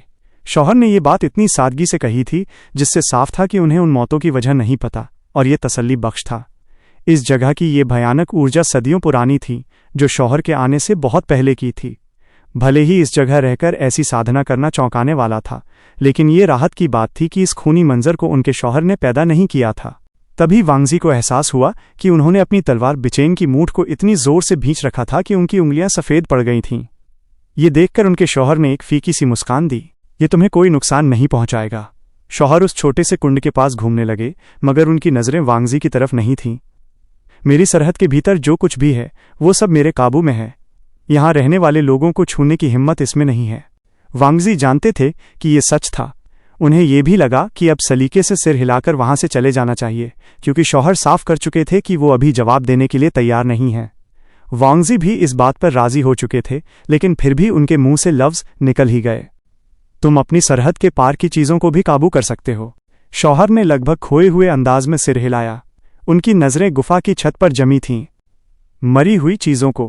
हाँ, वो तो बहुत आसान है। उन्होंने एक हल्की और हिकारत भरी आवाज निकाली। वेन रोहान खुद को बहुत चालाक समझता था, जो कुछ मुर्दों के साथ खेल रहा था, जैसे कोई बच्चा समंदर के किनारे बैठकर बहकर आई हुई मरी हुई मछलियां चुन रहा हो। अब उनकी आंखों में कोई मजाक नहीं था। वह सायों से घिरे थे। रोशनी मध्यम थी, फिर भी वांगजी उनका चेहरा साफ देख पा रहे थे। वहां कोई मुस्कान नहीं थी, चेहरा बिल्कुल सर्द था। एक पल की खामोशी के बाद उन्होंने दीवारों से नजरें हटाईं और वांगजी को अपनी तीखी नजरों से बांध लिया। वो सब कैसा दिख रहा था? वांगजी को यह पूछने की जरूरत नहीं पड़ी कि शौहर किस बारे में बात कर रहे हैं। क्या तुम नहीं जानते? उन्होंने धीरे से पूछा। शौहर ने वेन रोहान को इतनी आसानी से हरा दिया था कि उस वक्त वांगजी को लगा था कि उनके पास जंग के मैदान पर नजर रखने का कोई तरीका जरूर होगा। चाहे वो रूहों की फुसफुसाहट सुन सकते हों या लाशों की आंखों से देख सकते हों, वांगजी को नहीं लगता था कि शौहर उस आखिरी जंग के मंजर से अनजान होंगे। ओह, मैं अंदाजा लगा सकता हूं। शौहर ने बेपरवाही से अपने कंधे उचकाए। सोचने की ताकत मेरी अच्छी है, लेकिन मैं उसे उसकी जुबान से सुनना चाहता हूं जो वहां मौजूद था। वांगजी ने एक गहरी सांस ली। वो समझ गए कि उनके शौहर कोई फौजी ब्यौरा नहीं चाहते, वो बस ये जानना चाहते हैं कि वो मंजर वांगजी की आंखों से कैसा लगा था। जब वेन रोहान का खौफनाक अंत हुआ, तब बाकी साधक क्या सोच रहे थे? वांगजी किस्से सुनाने में बहुत अच्छे नहीं थे, लेकिन उन्होंने बीते कल को याद करने की कोशिश की। शुरुआत में वो लाशें राख में बदलने लगीं। ऐसा लगा जैसे वो मेरी तरफ खिंची चली आ रही हों, इस पिन की तरफ। उनकी उंगलियां खुद ब खुद हिलीं। उनका मन हुआ कि वो अपने बालों में सलीके से सजे उस लोटस पिन को छुएं। आज के दौर में ये एक बेहद आम और प्यारी चीज थी, जिसे वो रोज सुबह बालों में सजाते और रात को उतार देते। उनके दिल में ये पिन सिर्फ उनके शौहर और कबीले की दी हुई एक अमानत थी जिसने उनकी जिंदगी में खुशियां भरी थीं। लेकिन जब उन्होंने जंग के उस आखिरी दिन को याद किया तो वो पिन माथे पर किसी सुलगते हुए लोहे की तरह महसूस होने लगी। वो करीब आए, वांगजी ने कहा, और धूल बनकर बिखर गए। शौहर यकीनन ये जानते होंगे। वो बिना कुछ बोले शांत चेहरे के साथ वांगजी की बात पूरी होने का इंतजार करने लगे। फिर वो अचानक हिंसक हो गए और वैन कबीले के सिपाहियों पर ही टूट पड़े। वांगजी थोड़ा ठहरे। वो बहुत खौफनाक था। शौहर ने फिर से बेपरवाही से हाथ हिलाया। वेन रोहान जो कर रहा था वो खौफनाक था। उन्होंने कड़े लहजे में कहा, वहां बहुत ज्यादा नफरत और जहरीली ऊर्जा थी। यह उसी का कसूर था। वांगजी ने धीरे से सिर हिलाया। वो इस बात को काट नहीं सकते थे और न ही दुनिया का कोई और साधक ऐसा करता। जंग खत्म होने के बाद हर कोई यही कह रहा था, वेन रोहान को अपनी ही काली साधना का फल मिला है। ऊपर वाले ने उसका यही अंजाम तय किया था और सही रास्ते से भटकने वाले हर शख्स का यही हश्र होना चाहिए। किसी ने भी शौहर का नाम तक नहीं लिया। किसी में इतनी हिम्मत नहीं थी कि वो ये कह सके कि ये जंग उस शख्स की वजह से जीती गई है जिसका रास्ता पारंपरिक रीतियों से कोसों दूर था। शायद लोग इस कड़वे सच को सोचना ही नहीं चाहते थे। जंग के बाद शौहर कभी किसी के सामने नहीं आए और वांगजी भी दुनिया से दूर चले गए, इसलिए बाकी दुनिया के लिए इस सौदे को भूल जाना बहुत आसान रहा। हम उस खूनी शहर नाइटलेस सिटी की तरफ बढ़े। वांगजी ने बात जारी रखी। वहां हर तरफ तबाही थी। उसके बेटे पहले ही मारे जा चुके थे। फिर हमें वैन रोहान मिला। वो बिल्कुल पागल लग रहा था, जैसे उसे कोई ऐसी चीज दिख रही हो जो वहां थी ही नहीं। ये सब कहते हुए वांगजी की आवाज थोड़ी भारी और बेदम होने लगी थी, जिसे उन्होंने संभालने की कोशिश की। वो अपनी यादों से पीछे हटना नहीं चाहते थे। वो मंजर भयानक जरूर था, लेकिन वो जंग का एक हिस्सा था। वह उन दुश्मनों को याद रख सकते थे जिन्हें उन्होंने खुद मारा था, और उन साथियों को भी जो उनके कंधे से कंधा मिलाकर लड़ते हुए शहीद हो गए थे। मगर इस वक्त शौहर की गहरी और संजीदा नजरें उन पर जमी थीं, जिससे बोल पाना थोड़ा मुश्किल हो रहा था। ओह, वो चीज वहां मौजूद थी। शौहर के चेहरे पर एक सपाट मुस्कान आई। वो बस उसे भूल चुका था। यही उसकी खता थी। उसे लगा कि वो उसे अनदेखा कर सकता है। उन तमाम भटकती रूहों को जिनका वो गुनहगार था, उन जिंदगियों को जिन्हें उसने तबाह किया था। उसे लगा कि वो अपने दुश्मनों को मार देगा और किस्सा हमेशा के लिए खत्म हो जाएगा। उनकी आवाज में एक अजीब सी कड़वाहट और भारी दर्द था। वांगजी ने अपने होंठ भींच लिए।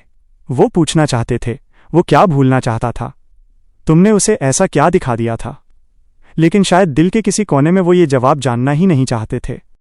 वेन रोहान ने न जाने कितनी जिंदगियां उजाड़ दी थीं। हजारों लोग उसकी सनक की वजह से मौत के घाट उतर चुके थे। उन्होंने तड़प तड़प कर दम तोड़ा था। अगर उनकी रूहें अपना इंसाफ मांगने के लिए लौट आईं, तो ये एक तरह का इंसाफ ही था। वांगजी इस बात से इनकार नहीं कर सकते थे। बेशक उनका कबीला भटकती रूहों को इस तरह इस्तेमाल करने की इजाजत नहीं देता था। ये सही रास्ता नहीं माना जाता था। लेकिन वांगजी ये भी नहीं कह सकते थे कि ये सरासर गलत था।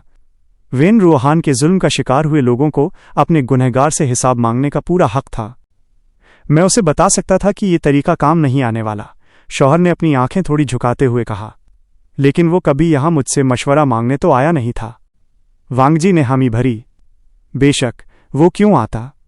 वेन रोहान एक जालिम और ताकत का भूखा इंसान था, जो सिर्फ हुकूमत करना जानता था। उसमें इतनी आज़ाजी और सलीका कहाँ था कि वो किसी अमर साधक से सीख लेता, और अगर उसे कोई सलाह दी भी जाती तो वो उसे कभी नहीं मानता। इन बातों ने वांगजी के दिल में उत्सुकता जगा दी। उन्होंने कभी नहीं सोचा था कि वेन रोहान ने एक फरियादी या शागिर्द की तरह कभी शौहर से राब्ता संपर्क कायम करने की कोशिश की होगी। लेकिन दोनों ही ने साधना के उस रास्ते को छुआ था जिसकी मनाही थी। वांगजी जानते थे कि पूरी दुनिया इस बात को लेकर उलझन में थी कि आखिर उन दोनों का आपस में क्या रिश्ता था। तुमने कहा था? वांगजी थोड़ा रुके और गुफा की उस भारी सीलन भरी हवा में एक हल्की सांस ली। तुमने कहा था कि वो बहुत चिढ़ाने लगा था। शौहर मुस्कुराए, लेकिन वो मुस्कान कम और एक कड़वा भाव ज्यादा थी। उन्होंने वांगजी की तरफ चेहरा घुमाया। जंग के माहौल में चिढ़ाना जैसा लफ्ज सुनना बहुत अजीब लगा होगा, है ना? वो हमारे लिए सिर्फ एक चिढ़ या परेशानी से कहीं बढ़कर था, वांगजी ने संभल कर कहा। लेकिन शायद तुम्हारे लिए नहीं। बाकी कबीलों के लिए वैन रोहान का मतलब मुकम्मल तबाही था। वो उनके कबीलों और परिवारों के खात्मे की वजह बन चुका था। मगर इनके शौहर अपनी ताकतों के घेरे में पूरी तरह महफूज थे। वो तो एक इशारे से उसे मटियामेट कर सकते थे। शायद इसीलिए उनके सामने वो शख्स सिर्फ एक अदना और परेशान करने वाले मच्छर जैसा रहा हो। उनके शौहर कुछ पल खामोश रहे, फिर धीमे धीमे कदमों से चलकर वांगजी के करीब आ गए। वो बिल्कुल पास आकर रुके। क्या तुम एक राज जानना चाहते हो? शौहर का चेहरा इस वक्त बेहद हसीन और साथ ही बहुत सर्द लग रहा था। वो इस साए में किसी ऐसी रूह की तरह लग रहे थे जो इंसानी दुनिया से परे हो। उसने मुझे सिर्फ और ताकतवर बनाया। शौहर के होठों पर एक मुस्कान उभरी। उसने इस दुनिया में बहुत ज्यादा नकारात्मक ऊर्जा फैला दी थी। उसने इसकी एक पूरी लहर पैदा की जो मेरे लिए ऐसी थी जैसे किसी ने मुझे दुनिया की सबसे बेहतरीन तलवार सौंप दी हो। वांगजी चुप रहे। कुछ पलों के बाद शौहर ने एक गहरी सांस छोड़ी। उनके चेहरे का वो सर्द भाव गायब हो गया और आंखों की बर्फ पिघल गई। अचानक वो बहुत थके हुए से दिखने लगे। लेकिन मैं इस तरह बेगुनाहों को मारने के हक में बिल्कुल नहीं हूं। उन्होंने अपने कंधे उचकाए। दुनिया मेरे बारे में चाहे जो सोचे, लेकिन मुझे लाशों की फौज खड़ी करना या अपने रास्ते में आने वाले हर इंसान को मौत के घाट उतारना कतई पसंद नहीं है। वो वापस बाहर वाले कमरे में आए और बिस्तर पर बैठ गए। वांगजी भी किसी कठपुतली की तरह चुपचाप उनके पीछे पीछे चल पड़े। अपनी मर्जी से रुकी हुई रूह को जगाना जो इस दुनिया से खुद जाना न चाहती हो, और उससे घर के छोटे मोटे काम करवाना। शौहर ने अपना सिर हिलाया। ये एक अलग बात है, लेकिन रूहों को उनकी मर्जी के खिलाफ घसीटना, उन्हें तड़पाना ताकि वो तुम्हारी जंग लड़ सकें, वो सरासर गलत है। वांगजी उनकी इस बात को समझने की कोशिश करने लगे। अपनी मर्जी से रुकी हुई रूह। वांगजी हमेशा सोचते थे कि इस जगह की लाशों को कैसे जगाया गया होगा, पर उनमें कभी पूछने की हिम्मत नहीं हुई थी। मरे हुए शरीरों के साथ ऐसा करना गुनाह माना जाता था। रूहों को तो शांति से विदा कर देना चाहिए, लेकिन अगर यहाँ की रूहें खुद इस दुनिया में रुकना चाहती थीं, तो वांगजी के लिए ये बात बहुत मायने रखती थी। अगर वो रूहें खुद शौहर के पास आकर इस जिंदा दुनिया में ठहरने की भीख मांगती थीं, तो मामला बिल्कुल बदल जाता था। वो जानते थे कि उनके ताया, अंकल इसे अब भी गुनाही मानेंगे, लेकिन वांगजी को इस बात का एहसास था कि वो अब अपने कबीले की उस सोच से इत्तेफाक नहीं रखते थे।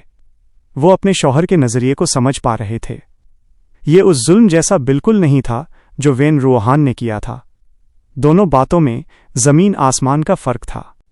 इसलिए मुझे वो शख्स जरा भी पसंद नहीं था। शौहर ने बात पूरी की।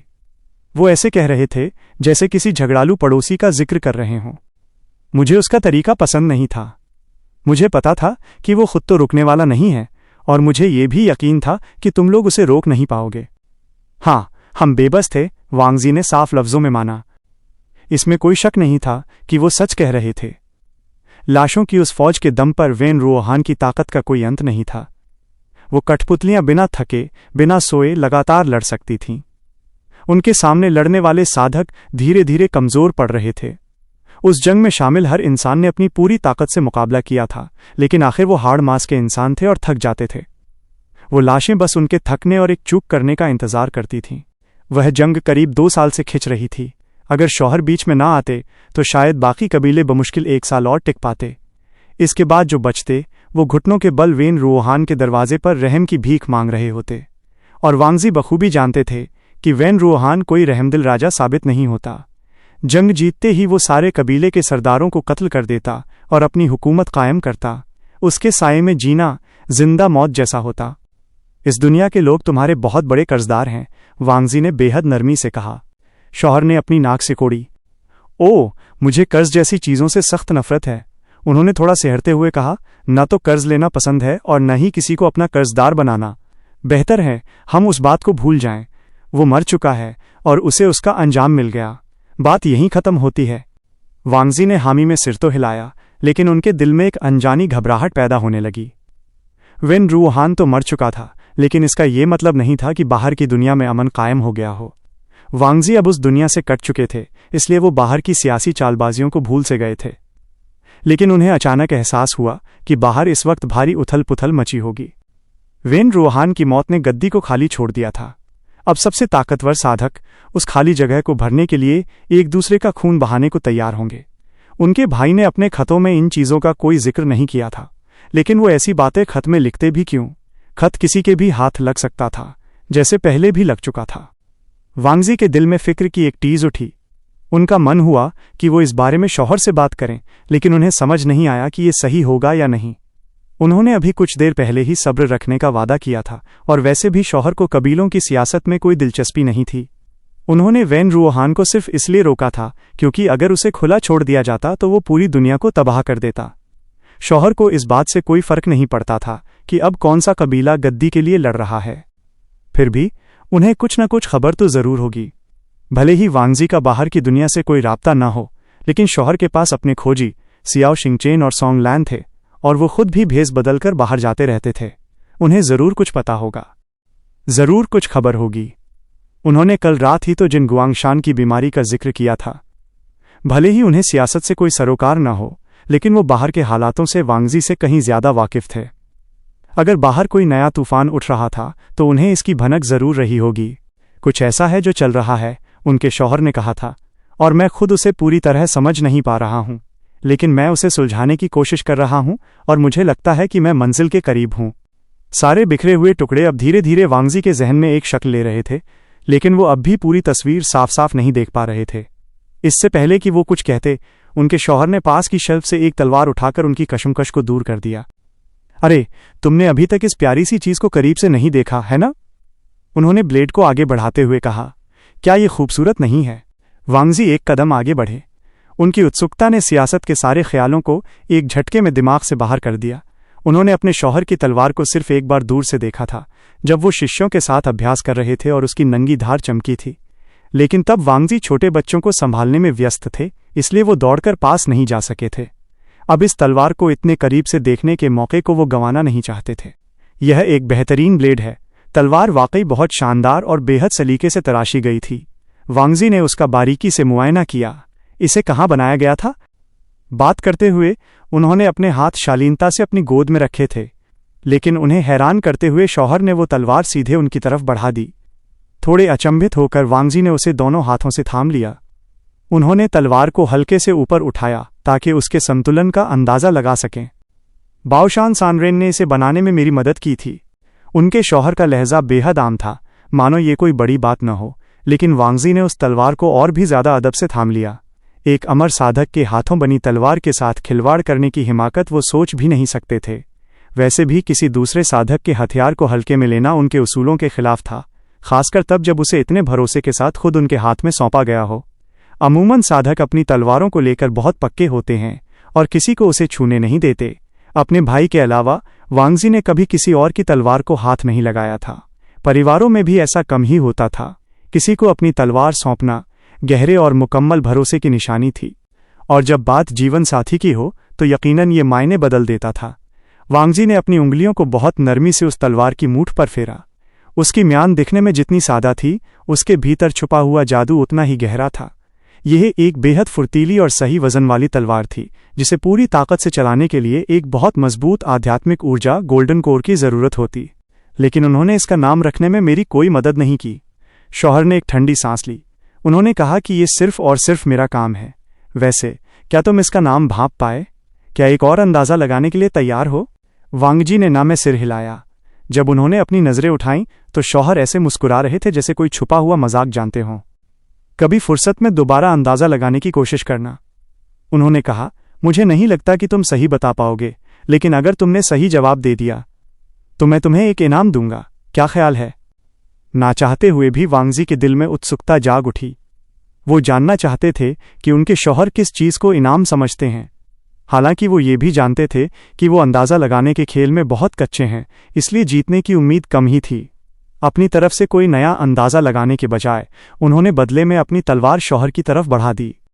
यह बेचैन है। शौहर ने तलवार को हाथ में लिया और उसे हर तरफ से घुमा फिराकर देखने लगे। बेचैन भी बहुत खूबसूरत है, उन्होंने तपाक से कहा। और हो भी क्यों ना। जैसी कहावत है, खूबसूरत तलवारें हमेशा खूबसूरत साधकों के हाथों में ही अच्छी लगती हैं। वो शरारत से मुस्कुराए और वांगजी के कान एक बार फिर शर्म की तपिश से लाल हो गए। मैंने ऐसी कहावत कभी नहीं सुनी। उनके शौहर ने नकली शिकवा करते हुए तलवार वापस सौंप दी। तुमने तो महीने भर पहले तक खिलौना ढोल, पैलेट ड्रम भी नहीं देखा था, न कभी पांसे का खेल खेला था और न ही कभी खरगोश पाले थे। उन्होंने अपनी तलवार वापस ली और उसे झटके से शेल्फ पर रखते हुए बोले, मुझे तुम्हारी परवरिश को लेकर बड़ी चिंता होती है। मुझे लगता है कि तुम्हारे गुरुओं ने तुम्हें दुनिया की सही तालीम ही नहीं दी। तो फिर मेरे शौहर को मेरी मदद करनी होगी, वांगजी ने बेहद नरमी से कहा। ये सुनते ही शौहर की मुस्कान और गहरी हो गई। क्यों नहीं? वो अपने हाथों के सहारे पीछे की तरफ झुके। आखिर शादी इसी का नाम तो है ना? शादी यकीनन एक ऐसी ही साझेदारी का नाम थी। इतने हफ्तों के असमंजस और शक के बाद आज वांगजी को पूरा भरोसा हो गया था कि वो और उनके शौहर एक सही दिशा में आगे बढ़ रहे हैं। लेकिन जब वो गुफा से बाहर निकले और खाली बर्तनों की थाली लेकर रसोई की तरफ बढ़े तो उनका जहन उन तमाम बातों पर अटक गया जो उनके शौहर ने साफ साफ नहीं कही थीं। वेन रूहान की शिकस्त के मामले और गुफा के भीतर मौजूद वो खूनी कुंड परेशान करने वाले जरूर थे। फिर भी वांगजी इन बातों को एक तरफ रख सकते थे। उनके कबीले के बड़े बुजुर्ग इन चीज़ों को इतनी आसानी से खारिज नहीं करते, लेकिन वांगजी अब अपने शौहर को समझने लगे थे। भले ही उनकी साधना का रास्ता पारंपरिक नहीं था, पर वांगजी को पूरा यकीन था कि उनके शौहर के इरादे और उनका चरित्र बिल्कुल साफ था। वह जालिम या भ्रष्ट नहीं थे। वो कभी किसी पर अपनी मर्जी का नाहक रोब नहीं झाड़ते थे। यहाँ तक कि जो लाशें उनके वश में थीं, उनके साथ भी वो पूरे सम्मान और इंसानियत से पेश आते थे। ऐसे में वांगजी खुद को इस बात के लिए कतई राजी नहीं कर पा रहे थे कि वो अपने शौहर की इस साधना से नाराज या हैरान हो। उनका तरीका भले ही आदर्श न हो, लेकिन वो गलत भी नहीं था। मगर जिस बात ने वांगजी को सबसे ज्यादा बेचैन कर रखा था वो थी वो सच्चाई जिसे उनके शौहर बताने से कतरा रहे थे। उस रात अपने कमरों में टहलते हुए वो इसी उधेड़बुन में डूबे रहे। उनका इरादा शाम को ध्यान लगाने का था, लेकिन जब वो रात का खाना खाकर लौटे तो उन्हें अपने भाई का एक और खत मिला। वो खत हमेशा की तरह गूढ़ और शायराना इशारों से भरा हुआ था, जिसे पढ़ने के बाद शांत मन से ध्यान लगाना मुमकिन नहीं था। उनके भाई ने आने वाले कड़े जाड़े का जिक्र किया था और पतझड़ की इस ठंडी ओस पर दुख जताया था जिसने बागों को झुलसा दिया था। फिर भी उन्होंने वांगजी को भरोसा दिलाया था कि वसंत में रंगों की बहार लाने के लिए पूरी तैयारियां कर ली गई हैं। चपरा पियोनी के नए पौधे लगाए जा रहे थे और उनके भाई का मानना था कि इस बार उनकी खुशबू बाकी सभी फूलों को फीका कर देगी। वांगजी काफी देर तक इस जुमले को सोचकर परेशान होते रहे। वो इन लफ्जों के पीछे छुपे सियासी मतलब को बखूबी समझ सकते थे। ये साफ था कि जिन कबीला अब हर मुमकिन तरीके से पूरी ताकत अपने हाथों में समेटने की कोशिश में लगा था, जिन गुआंगशान की कयादत में वो हमेशा से सत्ता के भूखे रहे थे। वांगजी को लगा था कि उनकी बीमारी शायद उनके मंसूबों को धीमा कर देगी, लेकिन वो यह भूल गए थे कि बहुत जल्द जिनजिक्सुआन की शादी होने वाली है। जैसा कि शौहर ने कहा था, अगले साल तक जिनजिक्सुआन की अपनी संतान भी होगी। ऐसे में अगर उनका बाप और ज्यादा बीमार पड़ता भी है तो भी उनके कबीले की गद्दी पूरी तरह महफूज और मजबूत रहेगी। वांगजी ने खत को एक बार फिर उठाया और उसके आखिरी हिस्से को दोबारा पढ़ने लगे, जहां उनके भाई ने जिक्र किया था कि उन्होंने देखा है, पक्षियों का एक झुंड देखा है जो सर्दियों में अपने घोंसलों की तरफ लौट रहा है। इसका साफ मतलब था कि मेंगयाओ, जिन्हें जल्द ही जिन गुआंगयाओ के नाम से जाना जाने वाला था, कोई टावर में अपनी जगह बना ली थी। अब मेंगयाओ और जिनजिक्सुआन दोनों की बदौलत जिन कबीला सत्ता पर अपनी पकड़ मजबूत करने के लिए पूरी तरह तैयार था। खत की आखिरी पंक्ति उसी कविता का एक अंश थी जिसका जिक्र लैन जीचेन ने पहले भी किया था। ऊपर से देखने पर यह सर्दियों की पहली बर्फबारी की बात लगती थी, लेकिन कविता के गहरे संदर्भ में वांगजी जानते थे कि इसका इशारा साजिशों और आपसी टकराव की तरफ था। उनके भाई के खत अक्सर उनके दिल को तसल्ली देते थे, लेकिन इस खत ने वांगजी के पेट में एक अजीब सी घबराहट और भारीपन भर दिया। उन्होंने खत को जला तो दिया, लेकिन उसके लफ्जों को अपने दिमाग से मिटा नहीं पाए। उनके कानों में शौहर की कही बातें गूंज रही थीं। कुछ ऐसा है जो चल रहा है, लेकिन मैं उसे सुलझाने की कोशिश कर रहा हूं और मुझे लगता है कि मैं मंजिल के करीब हूं। लैन वांगजी इस बारे में ज्यादा सोचना नहीं चाहते थे कि इन बातों का असल मतलब क्या है। वो बेचैनी से अपनी उंगलियां थपथपाते हुए उस खत को राख में बदलते देखते रहे। उनके शौहर ने कुछ खास सवालों के जवाब देने से साफ मना कर दिया था। तुमने मुझसे शादी क्यों की? तुम जानबूझकर बाकी कबीले के सरदारों को क्यों उकसा रहे थे? वजह चाहे जो भी रही हो, उनके इन कदमों ने बाहर के कबीलों में खलबली और बेचैनी को हवा दी थी। अमर साधक द पैट्रियार्क की ताकत और जिस आसानी से उन्होंने वेन रूहान की फौज को नेस्तनाबूद किया था, उसने आखिरी जंग में मौजूद हर साधक के दिल में खौफ पैदा कर दिया था। ऐसे में ये ताज्जुब की बात नहीं थी कि बाहर अफवाहें उड़ रही थीं कि वो खुद वेन रूहान की जगह लेना चाहते हैं। वांगजी को यकीन था कि उनके शौहर की ऐसी कोई ख्वाहिश नहीं थी, लेकिन भले ही ये सच हो, क्या बाकी कबीलों को इससे कोई फर्क पड़ने वाला था? उनके शौहर सत्ता हथियाना चाहें या न चाहें, वो ऐसा करने की पूरी ताकत रखते थे, और यही सच बाहर के हर कबीले के सरदार के सिर पर एक नंगी तलवार की तरह लटक रहा था। उनके शौहर ने यकीनन इस सुलगती आग को और भड़काया था। पहले तो उन्होंने कबीले के सरदारों को उकसाया और उनके ओहदे की सरेआम तौहीन की। उन हालातों में उनका ये बर्ताव भले ही जायज़ रहा हो, पर इससे उन्होंने अपने दोस्त नहीं बल्कि दुश्मन ज्यादा बनाए थे। इसके बाद उन्होंने लैन वांगजी को अपना शौहर घोषित करके इस आग में घी डालने का काम किया। इस शादी ने उनके ओहदे को और भी ज्यादा मजबूत और मान्य बना दिया था। उन्होंने सबसे पुराने और सबसे ताकतवर कबीलों में से एक के साथ रिश्ता जोड़ा था। ऐसा इससे पहले किसी अमर साधक ने नहीं किया था। जाहिर है उनके इस कदम ने बाहर की दुनिया में गपशप, कयासों और नफरत को और बढ़ा दिया था। वांगजी को एक गहरे पछतावे और शर्म का एहसास हुआ कि उन्होंने इन बातों पर पहले गौर क्यों नहीं किया। वो घर गृहस्थी के कामों में इस कदर खो गए थे कि बाहर की सुध ही नहीं रही।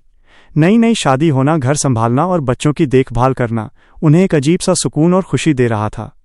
इन बीहड़ पहाड़ियों, बुरियल माउंट्स के घेरे में बाहर के कबीलों की फिक्र धुंधली पड़ चुकी थी। वांगजी ने खुद को इन कड़वी सच्चाइयों से दूर कर लिया था और ये मान बैठे थे कि कबीलों की सियासत से अब उनका कोई वास्ता नहीं है। लेकिन ये उनकी भूल थी। ये सब उनसे जुड़ा हुआ था और वो अब इन चीज़ों को ज़्यादा दिनों तक अनदेखा नहीं कर सकते थे। वो काफ़ी देर तक अंगीठी को घूरते रहे और सुलगते हुए कोयलों को मध्यम होते देखते रहे। उन्होंने हर पहलू को उलट पुलट कर सोचा, अपने भाई के खत के हर लफ्ज़ को दोबारा जहन में दोहराया। फिर करीब आधे शी 1 घंटे के बाद उन्हें एक कड़वा एहसास हुआ। इस वक्त वो चाहकर भी कुछ नहीं कर सकते थे। लैन वांगजी को अब अपने इस नए घर में किसी कैदी जैसा महसूस होना बहुत पहले बंद हो चुका था। शादी के पहले 2 हफ्तों के बाद ही वो बंदिशों का एहसास हवा हो गया था। उन्हें इस जगह रहना पसंद था और वो अपने इस नए परिवार के लोगों की बहुत इज्जत करते थे। अपने शौहर की सरहद के भीतर रहना उनके लिए कोई मजबूरी या तकलीफदेह बात नहीं थी। बेशक वांगजी को रात के अंधेरे में शिकार, नाइट हंटिंग पर जाना याद आता था, पर वो कबीलों की उन उबाऊ सियासी बैठकों और सम्मेलनों से दूर रहकर खुश थे। सच तो ये था कि उस कड़वाहट को पीछे छोड़ देने पर उन्हें एक बड़ी राहत मिली थी। इस जगह की जिंदगी उन्हें संतुष्ट रखने के लिए काफ़ी थी। लेकिन अचानक उनके पैरों के नीचे की ज़मीन खिसक गई थी। वांगजी को याद आया कि जब उन्होंने इशारों में येलिंग या बाहर के गांवों में जाने की इच्छा जताई थी तो उनके शौहर ने बात को टाल दिया था। उन्होंने जाने का वादा तो किया था लेकिन कोई तारीख तय नहीं की थी। साफ था कि वो वांगजी को इन पहाड़ियों के सुरक्षा घेरे में ही रखना चाहते थे, बाहर की कबीलाई सियासत से कोसों दूर। इस बीच अपने भाई के अलावा वांगजी का बाहर किसी से कोई खत किताबत नहीं थी। उनके खतों पर नज़र रखी जाती थी, ये बात वो जानते थे। ऐसे में बाहर की कोई और खबर जुटाना या अपने स्तर पर कोई जांच करना नामुमकिन था। उनका मन भले ही अशांत और बेचैन हो, उन्हें भले ही शक हो कि बाहर कोई ऐसा टकराव या साजिश पक रही है जो उनके शौहर के लिए खतरा बन सकती है, फिर भी वांगजी के हाथ बंधे थे। अगर वो किसी तरह कोई जानकारी जुटा भी लेते तो उसका इस्तेमाल नहीं कर सकते थे। उन्हें इस पूरे मामले में कोई भी भूमिका निभाने की इजाज़त नहीं थी। ये एक ऐसी कड़वी सच्चाई थी जिसे निगल पाना उनके लिए बेहद मुश्किल था। अगली सुबह जब उनकी आंख खुली तब भी उनके दिल का ये बोझ कम नहीं हुआ था। मौसम भी जैसे उनके इस उदास और परेशान मन का साथ दे रहा था। जब उन्होंने बाहर झांका तो मंजर बेहद सर्द और बेरंग था। आसमान का रंग किसी ताज़ा जख्म की तरह गहरा और स्याह हो चुका था। रात भर में ठंड और बढ़ गई थी और पूरी घाटी सूनी और उजाड़ लग रही थी। लेकिन बच्चों के साथ वक्त बिताने से उनका मूड थोड़ा बेहतर हो गया। वेन परिवार की चाचियां बच्चों को सिलाई सिखा रही थीं और वांगजी भी उस सबक में शामिल हो गए। अगले हफ्ते दादी ग्रैनी वेन का 60वां जन्मदिन था और चाचियां उनके लिए तोहफे के तौर पर महकते हुए छोटे बटुए सैश तैयार करना चाहती थीं। उन्होंने उन बटुओं के भीतर भरने के लिए जड़ी बूटियां पहले ही तैयार कर ली थीं जो सर्दियों की ठंड से बचाने में मददगार होती हैं। मेज़ पर रेशम के चौकोर टुकड़े बिखरे पड़े थे। बच्चों को बस उन पर सीधी सिलाई मारकर बटुए पूरे करने थे। मगर सुई धागे के मामले में बच्चे अभी बिल्कुल अनाड़ी थे। कुछ ही देर में वो क्लास उलझे हुए धागों और मुड़े तुड़े कपड़ों के ढेर में बदल गई। नन्हिया मेई ने तो सिलाई करते करते अपने ही कपड़ों को उस बटुए के साथ सिल दिया और उसे उस उलझन से आज़ाद कराने में कई मिनट लग गए। जब मेई संभल गई तो वांगजी ने आगे बढ़कर आबाओं की मदद करने की कोशिश की, लेकिन खुद उनके सिलाई सीखने के दिनों को बीते एक ज़माना हो चुका था, इसलिए उनका हाथ भी बच्चों से कुछ ज़्यादा बेहतर नहीं चल रहा था। जब वो 8 साल के हुए थे तब उन्हें कबीले की इन हस्तशिल्प हैंडीक्राफ्ट की क्लासों से हटा दिया गया था। बड़े बुजुर्गों का मानना था कि एक होनहार युवा साधक का ऐसी मामूली चीज़ों में वक्त ज़ाया करना ठीक नहीं है। इसलिए वांगजी अपना अतिरिक्त समय गुकिन वाद्य यंत्र बजाने में बिताते थे। उन्हें अपनी आध्यात्मिक ऊर्जा गोल्डन कोर को और मजबूत करने के लिए विशेष तालीम दी जाती थी। जब उनके मुख्य सबक खत्म हो जाते तो उन्हें अपना बाकी समय कबीले की लाइब्रेरी में बिताने के लिए प्रेरित किया जाता था। कढ़ाई, खाना पकाने और बागवानी जैसे काम उन शिष्यों के लिए छोड़ दिए जाते थे जो साधना में उतने निपुण नहीं थे। उस वक्त वांगजी को उन बच्चों से कोई जलन नहीं थी। उनकी माँ ने उन्हें बचपन में सिलाई की बुनियादी बातें सिखा दी थीं। उनकी शुरुआती कोशिशें भी इन बच्चों की तरह ही मजाकिया होती थीं, टेढ़ी मेढ़ी सिलाई और लटकते हुए धागे। लेकिन अपनी माँ की देखरेख में उनका हाथ सुधर गया था। वो कढ़ाई सीखने के दौर तक पहुंच चुके थे, पर इससे पहले कि वो कोई मुश्किल तरीका सीख पाते उनकी मां का देहांत हो गया। आबाओं की मदद करने की जद्दोजहद के बीच वांगजी का मन अचानक उन पुरानी यादों में बह गया। उन्होंने खुद भी थोड़ा रेशम का कपड़ा और धागा अपने पास रख लिया, इस उम्मीद में कि वो खुद अपने हाथों से दादी के लिए एक छोटा बटुआ बनाएंगे। वेन चाचियों ने उन्हें गुलदाउदी क्रिसेंथेमम के फूलों का एक डिज़ाइन उधार दे दिया, जिसे उन्होंने सहेज कर रख लिया। हाथ में वो डिज़ाइन आते ही पूरी सुबह उनके जहन में दादी के जन्मदिन की तैयारियां ही चलती रहीं। दोपहर के खाने के वक्त उन्होंने अपने शौहर से गोदाम से रेशम के कुछ कपड़े चुनने की इजाज़त मांगी। सालाना भेंट में आए कपड़ों में एक ऐसा थान था जिस पर बांस और आड़ू के फूलों, प्लम ब्लॉसम की खूबसूरत नक्काशी थी, जो एक उम्रदराज महिला के लिए बिल्कुल सही था। वांगजी ने मशवरा दिया कि दादी उस कपड़े से अपने लिए एक बेहतरीन नई पोशाक सिलवा सकती हैं। उनके शौहर को ये तरकीब काफ़ी पसंद आई। ये तो बहुत बढ़िया रहेगा। अरे, पर हमें उन्हें सिर्फ रेशम का कपड़ा ही नहीं बल्कि कुछ और भी देना चाहिए, कुछ बहुत ही खास। उन्होंने अपनी ठुड्डी खुजलाई। क्या तुम एक बार गोदाम में देखोगे? कुछ अच्छा सा ढूंढो। आखिर 60वां जन्मदिन बहुत मायने रखता है। खाना खाने के बाद लैनवांगजी सीधे गोदाम गए और वहां रखे सामान की छंटनी करने लगे। काफ़ी तलाश के बाद उन्होंने कमल के फूल की नक्काशी वाला एक बेहद खूबसूरत जेड पन्ना का पेंडेंट चुना। ये एक शुभ तोहफा था और किसी कबीले की मुखिया के लिए बिल्कुल सही था। दादी ने उन्हें हमेशा बहुत प्यार और अपनापन दिया था, इसलिए वांगजी दिल से चाहते थे कि उनका ये जन्मदिन बेहद यादगार और खुशनुमा हो। उन्हें पूरा यकीन था कि दादी को ये पेंडेंट और रेशम का कपड़ा ज़रूर पसंद आएगा, और एक ममतामयी दादी होने के नाते वो बच्चों के बनाए उन छोटे बटुओं को देखकर भी निहाल हो जाएंगी। भले ही वो सिलाई में थोड़े कच्चे थे, पर एक बुजुर्ग महिला के लिए बच्चों का वो प्यार ही सबसे अनमोल था। मगर वांगजी को खुद के बनाए बटुए को लेकर थोड़ा संकोच था। उस रात के बाद से वो रोज़ बेहद लगन से उस पर काम करने लगे और अपनी माँ की दी हुई उन पुरानी सीखों को याद करने की जद्दोजहद में जुट गए।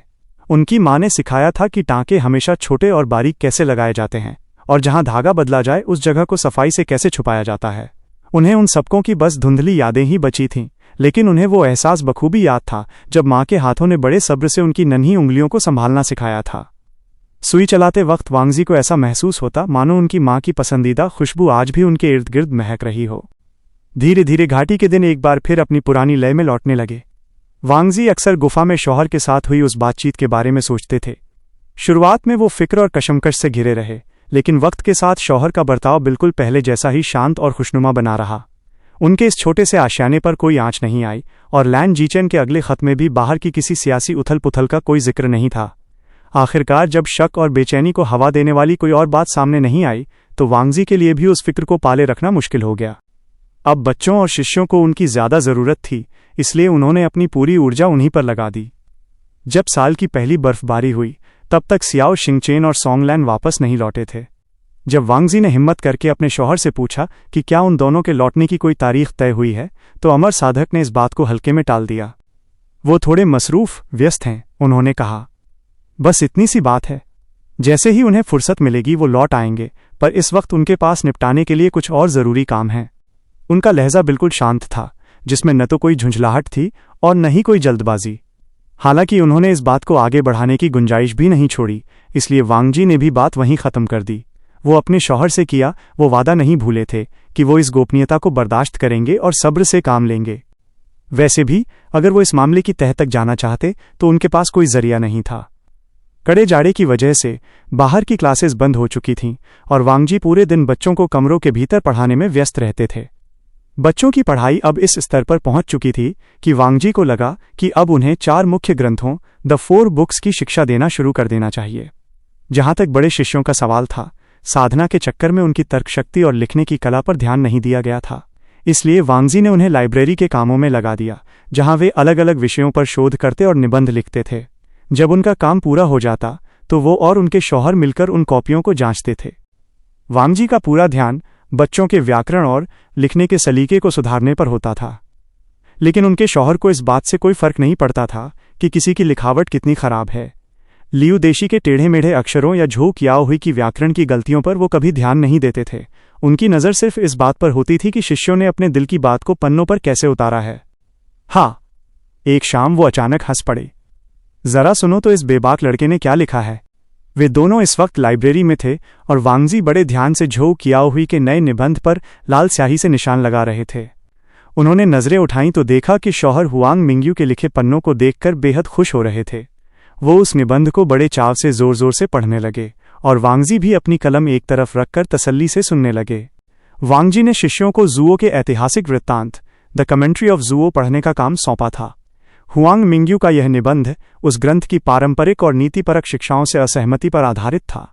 ग्रंथ का मानना था कि सामाजिक नियमों और मर्यादाओं का पालन न करना एक अक्षम्य अपराध है जिसकी सजा मिलनी ही चाहिए।